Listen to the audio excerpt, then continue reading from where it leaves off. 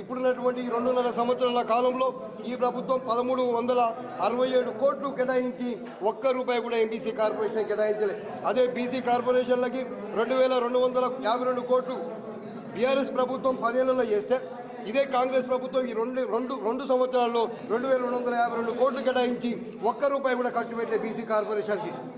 అందుకే బీసీ సోదరుల ఎంబీసీ సోదరులు బీసీ సోదరులు ఒకటే గుర్తుంచుకోవాలి, ఈ యొక్క కాంగ్రెస్ బీఆర్ఎస్ బీజేపీ ఏ పార్టీ అయినా కానీ ఈ యొక్క పార్టీలని ఒక దున్నపోతులో మోసినట్టు మోస్తాం.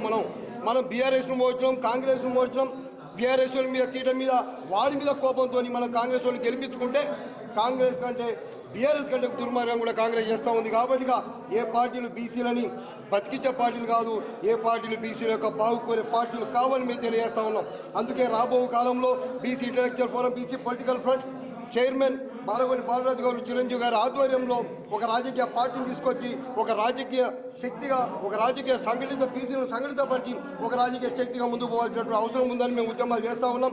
అదేవిధంగా మావోయిస్టు పార్టీ నుంచి వచ్చినటువంటి మా అన్నలకు మేము చేతులెత్తి దండం పెట్టి విన్నపిస్తూ ఉన్నాం. అన్న, మీరు ఆ రోజు పెన్నులు వదిలి గన్నులు బట్టి అడగిపోయిన రోజుల కంటే, మీరు పెన్నులు వదిలి గన్నులు బట్టి అడిగిపోయిన రోజుల కంటే ఈరోజు సమాజంలో మీరు గన్నులు వదిలిపెట్టి మీరు ఈ సమాజానికి వస్తున్న సందర్భంలో సమాజం అత్యంత ఉత్తాన పత్తాన అవస్థతో ఉంది.